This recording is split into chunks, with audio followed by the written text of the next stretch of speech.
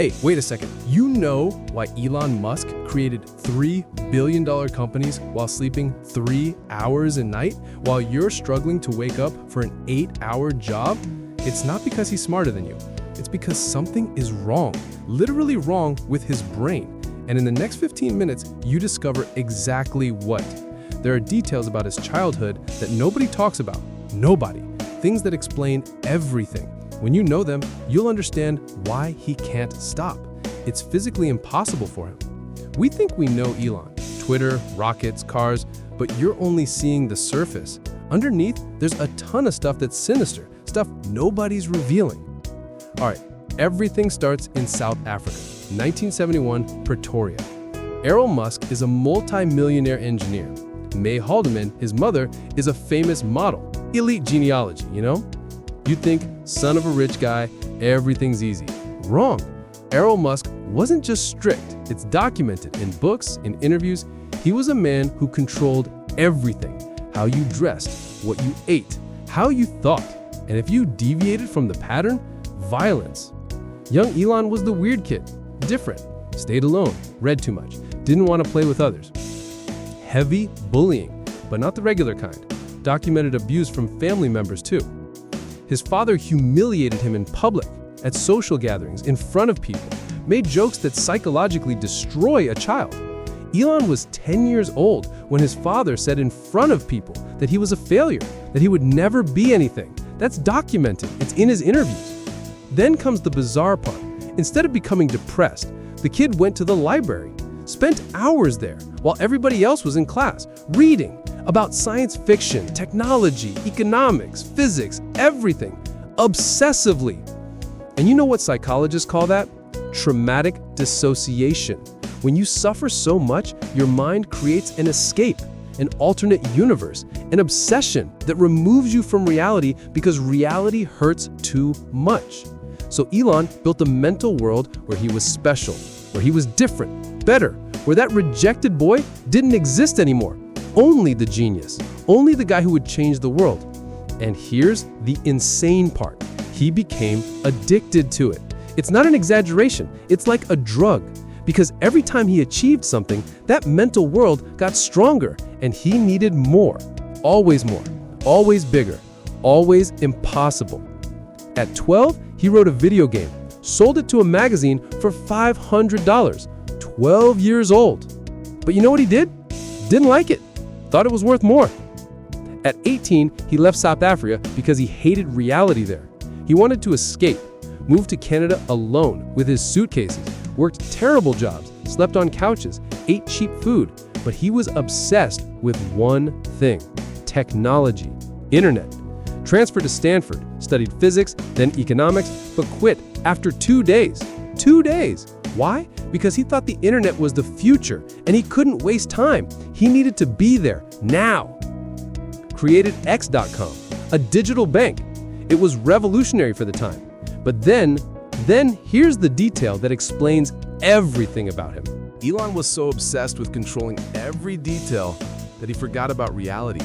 The company was breaking, data leaks, servers crashing, customers losing money. And Elon, where was he? Redesigning icons. Icons, man. Arguing with designers about pixels while the company died. Employees documented this. He literally spent days changing button colors. Days! We're talking about millions of dollars at stake, and the guy worried about whether the font was size 14 or 15. And when someone warned him, Elon, the company's broken, he responded, "First we make it perfect, then we think about the rest." That's pathological obsession. Literally pathological. It has a name in psychology. It's when you're so focused on details, you lose the big picture. You let the company become a Titanic, but you're polishing the chairs. Then the company merged with another, became PayPal, and you know what happened? Elon got fired by email while on his honeymoon. On his honeymoon, man! He received an email from the other partners saying, "You're brilliant, but it's impossible to work with you. You're out." And his reaction? Like, nothing.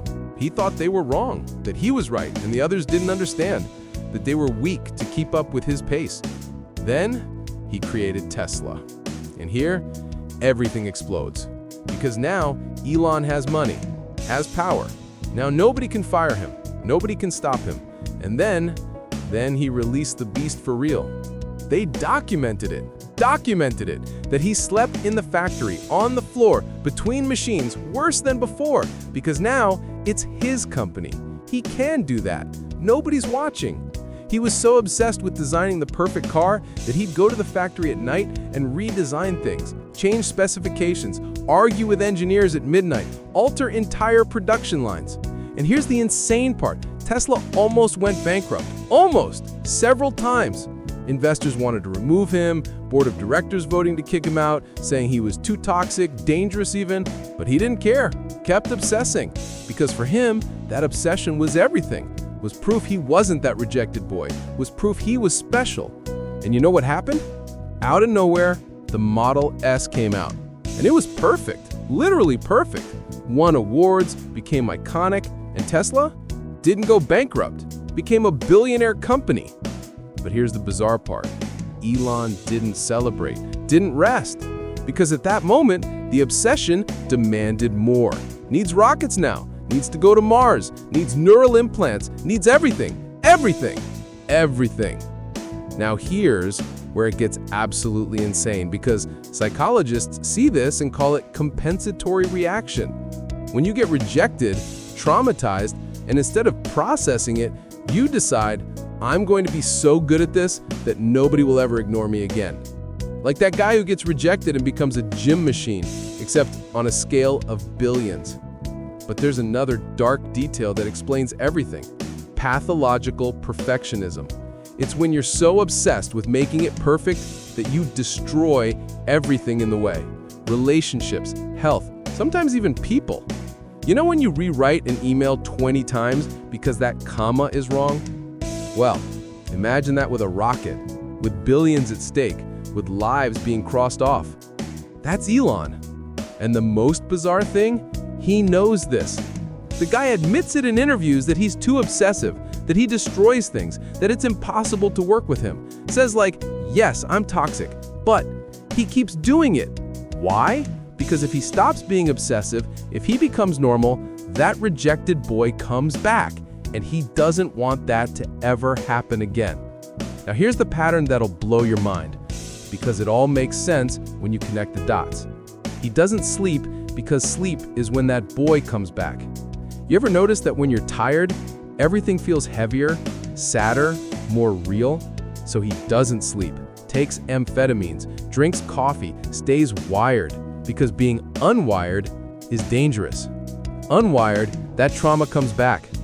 He can't have stable relationships because relationships require vulnerability, and vulnerability is that rejected boy. So he sabotages relationships, creates conflict because conflict is easier than intimacy. He can't delegate because if he delegates, it's not perfect. Has to be him doing it because perfection equals proof he's special. If someone else does it, it doesn't count. He announces impossible things on Twitter because he needs that adrenaline hit, needs that moment where everybody looks at him, because that boy inside him still screams, "Look at me! I exist! I'm special!" Now comes something absolutely crazy that I discovered researching this. Elon has a condition. It's not officially diagnosed, but it's documented.